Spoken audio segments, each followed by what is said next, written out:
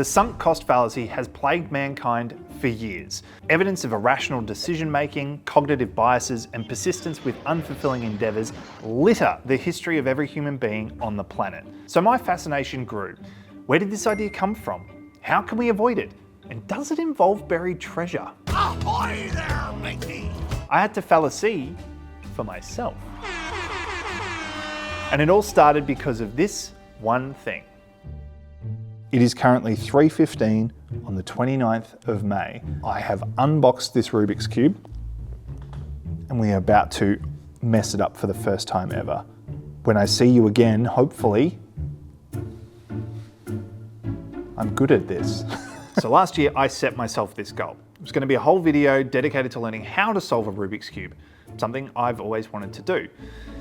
8 months later, I couldn't shake the feeling that I was a victim of the sunk cost fallacy. It reminded me of all those times I'd invested in a new hobby or attempted other new skills, or even made a commitment to something, but then faced with the reality that maybe I should just walk away. Know when to walk away. So I wanted to dig into the details of the SCF and learn more. Where did it start and why does sunk cost fallacy exist? And I'm going to do all of that while solving the very same Rubik's Cube that I started with. Our lives are much like the Trevi Fountain in Rome. There are a lot of sunken costs. So let's start from the beginning. What's this all about?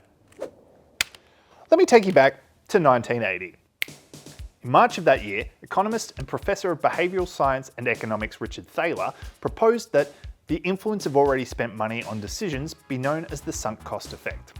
And he argued that paying for the right to use a good or service will increase the rate at which the good will be utilised, ceteris paribus.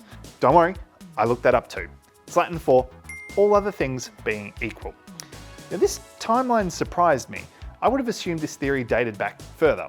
Honestly, the idea of pirates hunting for sunken treasure on the high seas, with only an X marked on the map for guidance, seemed like literal sunken costs of living in the age of piracy.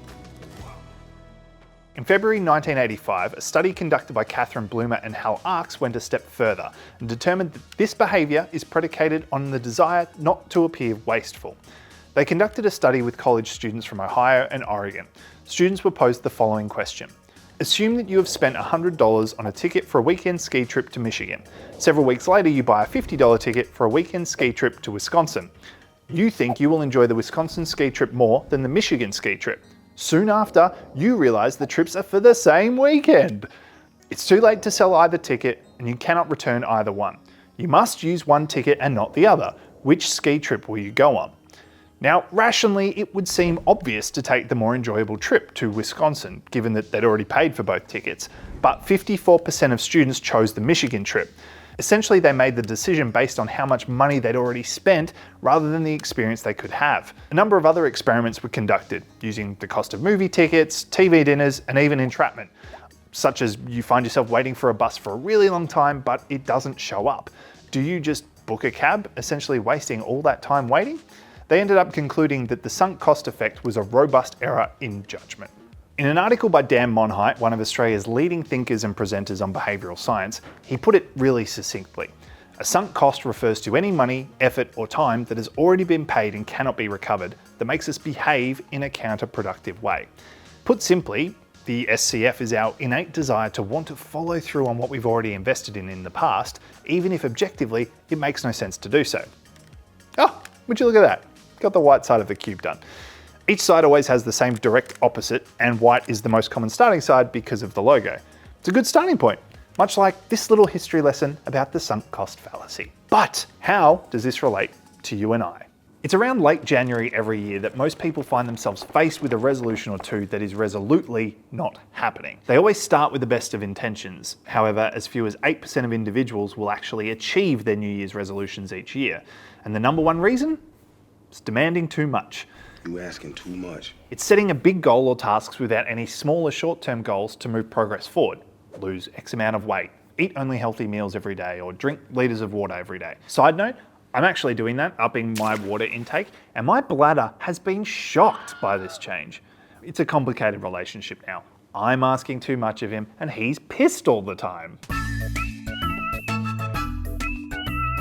The sunk cost fallacy has an uncanny ability to bind us to our current situation, even when it's clearly not working out. And is often the case, the three elements of time, money, and effort are already invested. In researching this video, there were a number of examples of this in everyday life. Your video game pile of shame, or all of those books you've started but haven't finished yet. Slow stakes, but we all hang on to the idea of, I'll finish that one day, instead of just admitting defeat. This is an intervention. We're hoarders, hanging on for way too long. And speaking of, on a more serious note, staying in a relationship that's clearly not working out, or continuing to work in a job you hate, all because you've invested so much time and effort into it in the first place, is the dastardly cognitive bias of the sunk cost fallacy. However, the most common and most relatable example deserves its own dedicated discussion. I'm talking, of course, about the gym. Now, this is me not having a go at the gym, but rather a look at how a large majority treat gym memberships. It's likely you're a victim of sunk costs. You signed up, had a bout of motivation, went a bunch at the start of your membership, and then slowly, over time, you went less and less, but continued to pay the regular fortnightly payments. It's hard to have that honest conversation and say, you know what? This doesn't actually serve me anymore. Look, I know you meant well. I did too. Heck, we all did. But isn't it wonderful to know we're all in this together? You and I both know we aren't rational decision makers. We're sailing the emotion ocean. And you know those waves you can see just out there? Yeah, that's shame and guilt. We can try avoiding it, but eventually the tide catches up to everyone. So champ, if you really want to avoid those negative feelings, you're likely going to follow through on a path that is not in your best interest. Anyway, I wonder what a rational gym sign up would look like. Hey, welcome to Jim's Gym. How can I help? I'd like one gym membership, please. Great. Can I show you around before we discuss plans? No need. I won't be in much after this week anyway. I'll sign up for that 24/7 access plan so I can avoid coming in at any time of the day. I still get charged for that, right? Sure do. We call that a subscription. Oh, I should subscribe? Yeah, you should subscribe. Can't see why I wouldn't. I'll process that for you now, bro.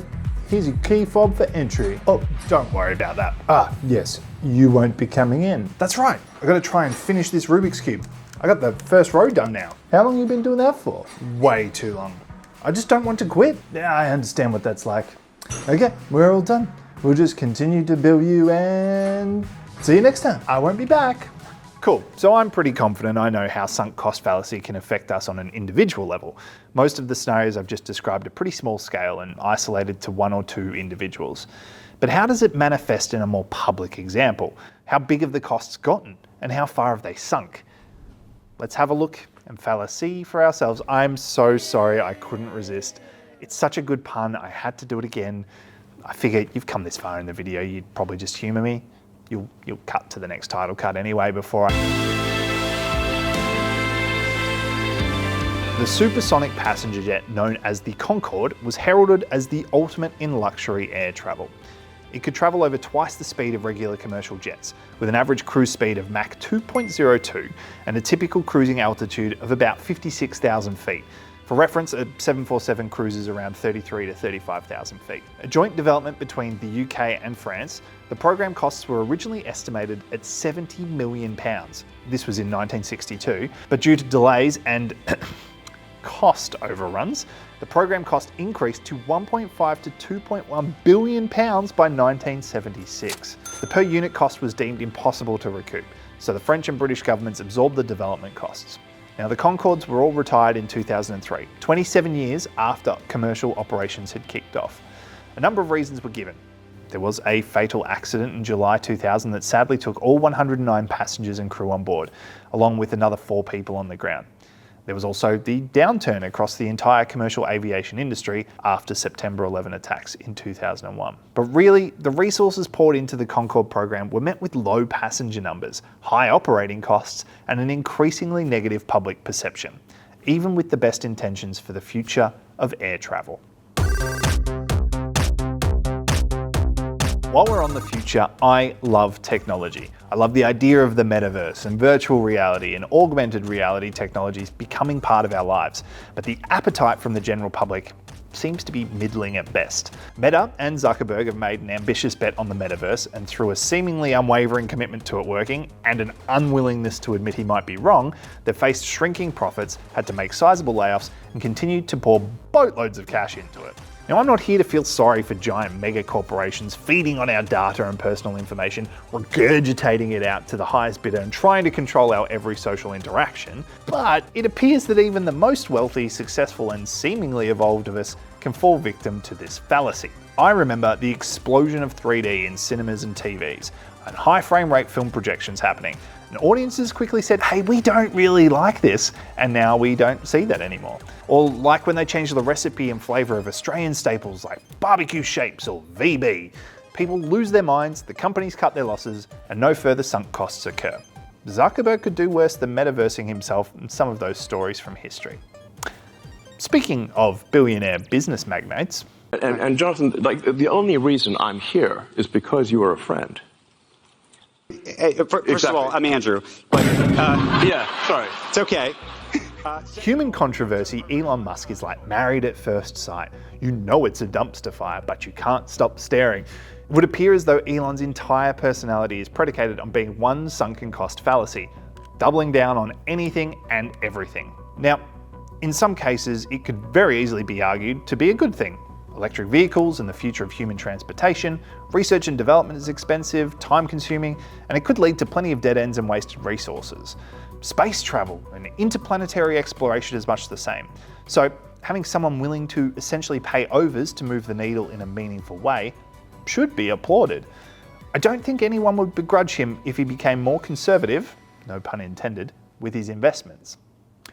Oh, speaking of Elon's investments, Twitter. Twitter is a big f***ing sunk cost fallacy.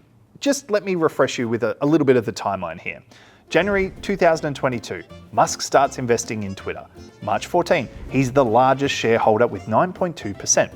April 4, he discloses his stake in Twitter. Share prices rise by 27%. April 5, Twitter announces Musk will join the company's board of directors. April 10, nope, not joining the board. April 14, you know what? Let me buy the whole damn thing for about $43 billion. April 25, Twitter accepts the deal for $44 billion. May 6, Musk says he will quintuple Twitter's revenue by 2028. Remember this bit, it gets very funny later. May 13, deal is temporarily on hold. Turns out bots and spam accounts are a thing. I don't know why he didn't really look into this in the first place, but never mind. May 26, class action lawsuit against Musk over alleged stock manipulation. June 6, Musk threatens to pull out of the deal. July 8, he then moves to terminate the acquisition. July 12, Twitter sues Musk to force him to complete the deal. October 28, Musk closes the deal to acquire Twitter the day before the trial would have moved forward. Since then, in the year and a half that has followed, Twitter is now X, has seen significant user and advertiser numbers decline, has implemented strange and divisive policies, they offer a subscription now, and it's worth a whopping 71% less than what it was purchased for. $12.5 billion. It's not quite quintupling, is it, Elon? No. Clearly, sunken costs are easy to fall victim to. So how can we avoid the fallacy that is so enticing? How do we take these sunk costs and turn them into change? This is the only spare change I could find. It was in my son's piggy bank. Please actually just remind me to put it back once this video is finished. In fact, just like leave a comment below that just says, pay him back. Great, that'll help. Earlier on in the video, I suggested that pirates were the problem, but now I think they're the solution. There's a great book by Jim Collins called Great by Choice. It's all about companies that either rose to or failed to achieve greatness and what strategies were employed. One of the standout concepts is the idea of bullets, then cannonballs. I could try and paraphrase this, but I think this excerpt of the book is all you really need to know. Picture yourself at sea, a hostile ship bearing down on you. You have a limited amount of gunpowder. You take all of your gunpowder and use it to fire a big cannonball. The cannonball flies out over the ocean and misses the target, off by 40 degrees. You turn to your stockpile and discover that you're out of gunpowder, and you die.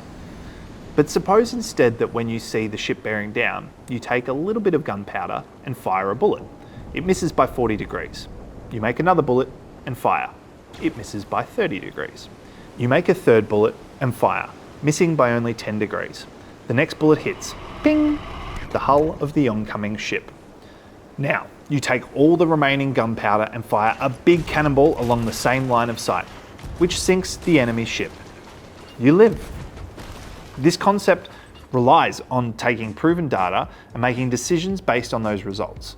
The bullets are low investments of time, money, or effort, and you're testing and seeing what works. Only once you've determined where the positive results will come from do you dedicate more resources to the cannonball to achieve what you want. It's like an algorithm, following a system for taking inputs and generating understandable outputs. Funnily enough, the process to solving a Rubik's Cube is referred to as the algorithm, and I've also got 2 rows done now, so we're getting pretty close. Now, I hear you saying, but Matt, isn't the sunk cost fallacy about how the more you feel like you've invested over time, the harder it is to walk away from? Yes, you are correct, but the bullets are low-cost tests. The purpose is to use a single bullet to see if it's right, like a free or tiny cost sample, or try before you buy. Because in the pursuit of an action worth committing to, some ships are worth sinking. It's time to get vulnerable for a minute. Personally, I've succumbed to SCF a number of times, and some situations it's taken me way too long to realise it. Even writing out this list, I could hear my inner voice saying I should get back to some of these. So I've flirted with gyms over the years. I've got a video game pile of shame I am determined to make a dent in. I've got bookshelves upon bookshelves of books bought and believed in, only to berate my barely browsed book collection. My to-watch list of movies and TV shows is astounding. This is no joke, it took me 6 months to finish watching John Wick 4. Not a slight on the film itself, the fight choreography was incredible, but I just convinced myself that I'd started it, I might as well persevere and finish it, rather than dedicate an evening to watching it from start to finish. I hired an electric bike and thought I'd commute a 40-kilometre round trip to work pretty regularly. I hung on to it for months before admitting it wasn't really working out. Podcasts that came and went, film scripts and ideas. I've started so many videos and projects that just fizzled out. Now they're all tucked away in some dark corner of my mind palace, but I just can't bring myself to clear them out. I want to come back to them one day. But my favourite memory is one from high school. When I was in year 10, I took year 11 biology. Pretty common for students to try and get ahead. Usually you would follow it up the next year with year 12 biology in year 11, but I didn't do that. Instead, I tried to do year 12 biology in year 12, but I'd forgotten all of the basic principles in the year that had passed. Sunk cost fallacy would suggest I persevere given all the time I'd spent doing the earlier subjects over a year prior. But I successfully convinced first my parents and then the school to let me drop biology and finish year 12 on only 5 subjects instead of 6. I finished high school with a great score and was able to do what I wanted to do. I'm a big fan of testing and experimenting and trying something new, but a big part of that process is to know when it should stop. It's a hard conversation with yourself, but it's not a weakness. Admitting fault is an admirable trait, one that I've been pretty poor at throughout my life. So be prepared to cut your losses and know when to walk away. For your own sake. Hopefully that has put the sunk cost fallacy into a tidy little box we can all understand. And speaking of boxes, now I'm going to assume one of 3 things. You have made it to this point of the video because you were genuinely interested in the sunk cost fallacy. Pretty reasonable. You might have seen the runtime at some point throughout the video and thought, I've watched this much, might as well see it through. I must say it's a very self-aware watch. Or you just wanted to see if I actually did solve a Rubik's Cube. Well, I hate to break it to you, but I can't solve it yet. Here's a clip actually of me just opening a brand new Rubik's Cube minutes before this recording. So now I've invested even more time and money and have 2 Rubik's Cubes that I don't know how to solve. Just to prove that there's 2, this is the one we stuffed up. I'm gonna do this. I'm naughty. Okay,